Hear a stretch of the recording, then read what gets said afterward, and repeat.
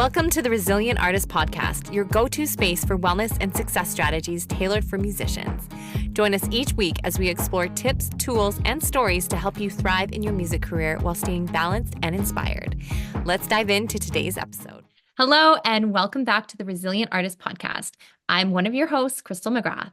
And I'm Rachel. Today we're diving into something every musician needs, a strong, unstoppable mindset. Yeah, talent's important, but your mindset is what determines success. Every musician needs a strong, unstoppable mindset. Yeah, so today let's talk a little bit how to build resilience, confidence, and a mindset that keeps you moving forward even on those times when your days get tough. So your mindset can literally make or break your music career. Let's talk about why this is so important. So the mental challenges of being an artist, things like self-doubt, rejection, comparison, those can all sneak in at times when, maybe are not that great. Limiting beliefs hold you back as a musician from you finding those beautiful opportunities or for going for new opportunities or going for the career that you know you deserve. And there's a difference between a fixed mindset versus a growth mindset, right? You want to stay in that always improving, always growing, always looking, and always believing in yourself.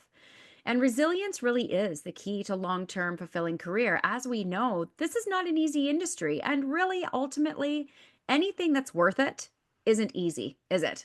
No, it's not. If it was easy, it wouldn't be as worth it. I mean, there's something to be said about celebrating a victory after you've sweat and struggled. And not to say that success needs to have struggle, but there's just something about rewarding when you've kind of pushed through that resistance and got to the other side is super important. So, Rachel, do you have any examples in your world how you used your mindset to get through a challenging time? Well, I truly believe that mindset is absolutely key. And I'm not sitting here saying it's easy, and I'm not sitting here saying I'm perfect, because I definitely have those days when things go awry, where I have a little pity party, sit there in that why is me? Why is this happening to me sort of thing. However, it's okay to do that, I think, and give yourself permission for a short period of time. But then I think it's important to move on and breathe. And so what I do in my mindset is I stop for a minute and go, okay, wait a minute.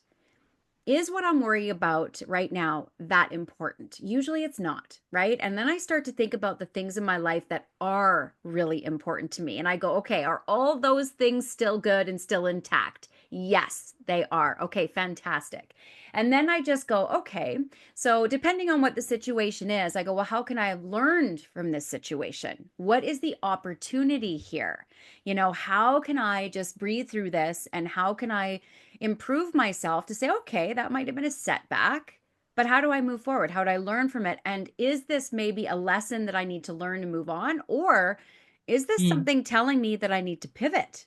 Maybe I'm not Yeah. on the exact path that I should be on. And when I stop and think about it, I can go, okay, wait, I need to pivot here. I'm now not focusing on the right things. Let's get me back to what the right things are.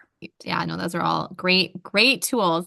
Let's dive into a few more here. So, reframing failure as growth, as just what you were just talking about, is, not looking at every setback as a failure, but looking at it as what can I learn from this, just as you were saying. And I love that, concept of pivoting. It doesn't mean that you're failing. It doesn't mean that you're giving up. It doesn't mean that you're a loser if you pivot from what you're doing to something else.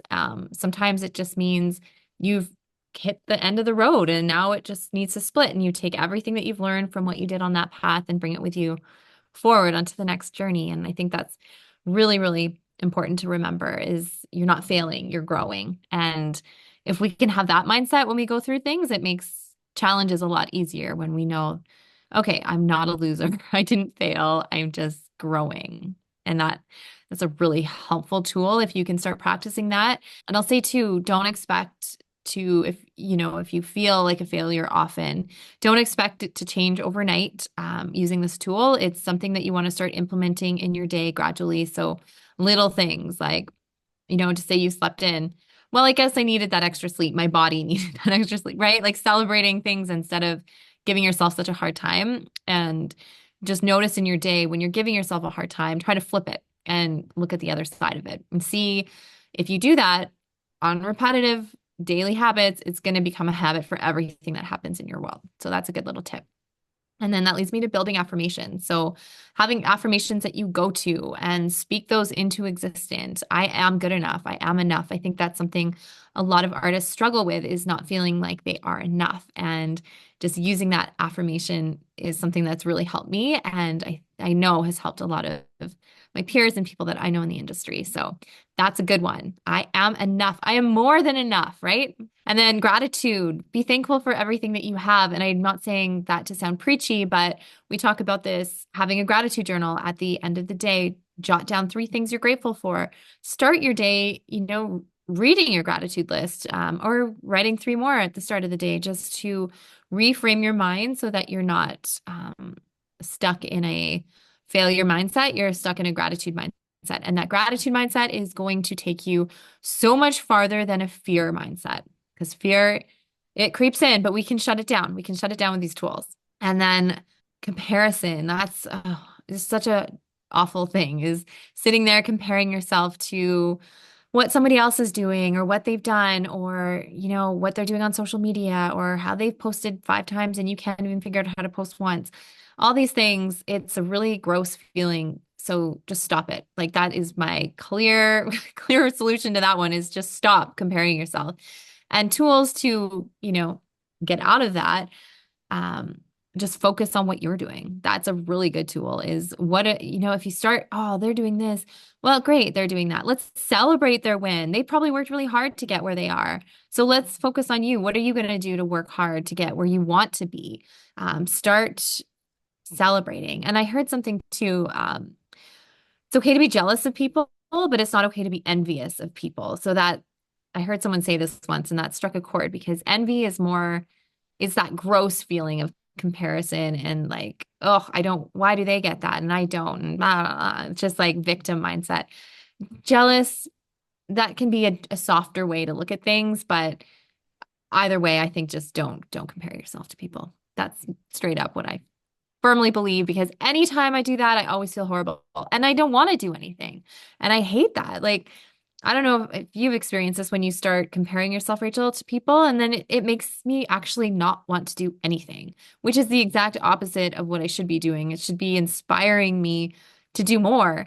So I really try when I'm looking, I'm like, oh, I love that they're doing that. Like an artist in the studio or something. And I'm like, oh, like instead of feeling like, oh, why am I not recording a song? It's more, what can I do to go record a song that works for me? Like, and switching that mindset really helps. Yeah, comparison Yeah, is so disempowering.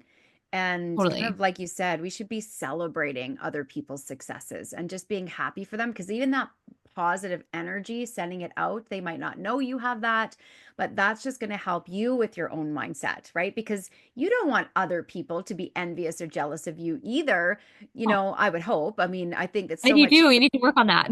Right. And it's just so much more positive energy all around to be a more supportive community that if you can just be happy what they're doing, they're going to be happy for what you're doing. And then the energy is just so much better for everyone involved. Totally. Yeah. So leads me to just surrounding yourself with positive energy and staying focused on your why.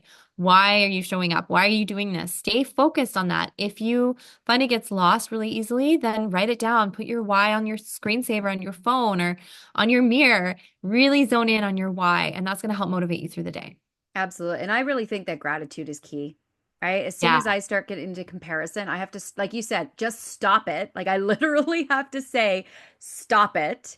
And Yeah. then, right? And then go into gratitude. Just, all right, I've got lots of really amazing things in my life that, I love and I wouldn't change them for the world. So why am I comparing for other people? Because I wouldn't want to step in their shoes and lose everything that I have, right? So gratitude is such a big thing. Do you have a mindset shift that you love to use when you're in that challenging situation or that comparison mindset? Is it just yelling at yourself, stop? Or how do you get there? How do you even know that you're going down that path? Well, I think the first thing is recognizing that you're doing it, right? Is just stop and saying, "Well, okay, wait here." Like, like you said, we've had numerous conversation about that doom scrolling on social media, and eventually, I think it leads to comparison in some way, and then you start Oh, beating yourself 100%. up, and then you're not happy, and you're crying, like it just sends you off Totally. on this tangent, and you have to literally go, "Okay, stop! Like that's enough." right? And Yeah. then again, for me, it comes back to gratitude. I have to stay close to that gratitude space because if not, it's very easy to go into a tailspin, into a negative mindset. So, but gratitude can really pull us back out of it. It is such a high vibrational energy and thought process that it can really snap a person out of that comparison really fast, right? Mindset really isn't about what you think. I mean, it's not all about that. It's about what you do consistently, Mhm. right? So let's talk a Love little it. bit about how you can practically get yourself out of there. Because sometimes it's not always that easy just to shift the mind. Sometimes we need to actively do stuff. And training the mind is just as important as training your instrument. It's just as important as training your body, depending on what your goals are. Training our mind is so powerful that people forget the how powerful it is. And it's interesting how we don't train it enough. So here's some of the things that you can do as an artist. Now, first and foremost is journaling, writing down your thoughts, getting clear on, what's going on in your mind, maybe even write down your fears and reframe them. I'm actually listening to a great book right now, and it's called Cleaning Up Your Mental Mess by Dr. Caroline Leaf. It is a fantastic book, and it talks a lot about this on we need to recognize the clutter that's going on and then write down some of these things, write down your fears and then just reframe them. Why is that fear there? Can you turn it around into to an opportunity? Right? Because a lot of times we kind of get stuck in that fear sometimes when we know we have to get uncomfortable to maybe push ourselves outside of that comfort zone, but we know it's what we need to get us to the next level. But when you write it down, when you think through it, it doesn't seem as scary when you go to do it. And visualization techniques can do the same thing. I mean, musicians do this, high level athletes do this, high level business people do this for success is picturing your success before it happens. See it in your mind, live it in your mind, in your conscious mind, which will get into the subconscious mind, and your brain will then go, "Oh wait, like I'm already successful. I've been here before." Right? The visualization techniques are so powerful. Meditation and breath work. We've talked about this a lot. Reducing stress, reduces stress and boosts creativity. Breathing, just a simple in and out, and just stopping and reminding yourself to breathe, right? This is your life force. This is what keeps you grounded. This is what's going to keep you connected to the present moment is breath work. Setting small, achievable goals will build confidence with progress. So you have your big goal, that big, audacious, big, what do they say? The big, hairy, audacious goal. You've got that, you know where that is. But that goal can also be disempowering sometimes because it seems too far off and it seems too big. So set those little goals that you can accomplish every day to build your confidence. And seek mentors and coaches. Learn from those who have done this before. I've been a coach for over 30 years now in the health and fitness industry. And I'm going to be honest with you, most of the time, I'm just there for accountability, right? I'm just there to say, okay, have you set your goals this week? What are you going to focus on this week? And let's talk next week and make sure that you've done it. And even finding a friend or a mentor or somebody who's just simply that can help you move forward. But a mentor or a coach who's, this is why as singers, you probably have a vocal coach, you probably have an instrument coach if you're learning a new instrument or want to get better. These are the coaches that are helping you get better in your craft. So, how about getting a coach that's going to help you master your mindset, which is what Crystal and I do a lot in our work? And then take breaks when you need them.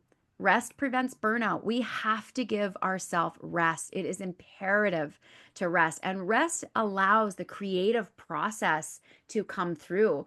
I always do my best thinking when I'm out taking a walk, just like not like a power walk, but just like a stroll with the dogs, breathing the fresh air, listening to the squirrels and the birds. And all of a sudden, these downloads start coming in and going, oh, okay, I'm going to do that. Okay, I got to do that. So that is so important just to give yourself permission to take breaks. Right, Crystal? Yeah. Huge, huge, huge, huge. Yeah, something I always do before I go on stage, I visualize what my performance is going to feel like, what it's going to look like. I physically try to put myself in the experience before I even experience it. And then that allows me while I'm going through the motions, well, I've been here before. I know it's safe. I know that it's going to be great. when we do that, it really makes a massive difference on our performance. Yeah. Would you say that that technique is the most powerful for you, or are there other techniques that somebody could get started with? I think visualization is a huge one because it's like you're living it. You're putting yourself in that experience. If that's really hard for you to do, meditate. Do a guided meditation. There's some really great guided meditations that allow you to envision your future self. So that's kind of what visualization for me is I'm visualizing my future self. What does that look like? What does that feel like? What am I wearing? How am I feeling? All the things in just a short, 2 minutes, 1 minute.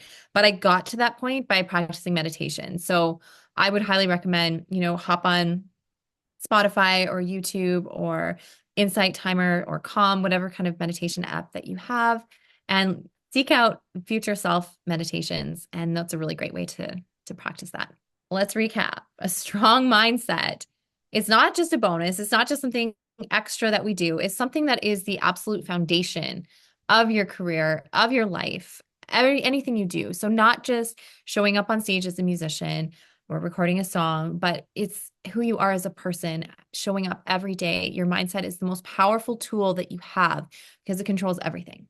That's right. And we're Yeah. not sitting here saying that it's easy, right? It does take No, daily work, just like practicing your instrument or whatever.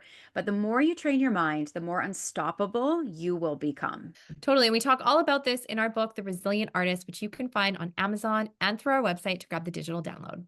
And find us through all the social media platforms. Send us a message. We would love to know what your biggest mindset challenge is right now. Crystal and I would be absolutely more than happy to help. So until next time, stay resilient. Thanks for tuning in to the Resilient Artist Podcast. If you've enjoyed today's episode, be sure to follow, like, and share this podcast with your fellow musicians. Your support helps us grow and reach more artists just like you. Don't forget to subscribe so you never miss an episode, and leave us a review to let us know what you think. Ready to take your wellness journey to the next level? Join the Artist Wellness Collective at www.artistwellnesscollective.com for more resources, community, and support designed to help musicians thrive. Until next time, keep creating and living your best artistic life.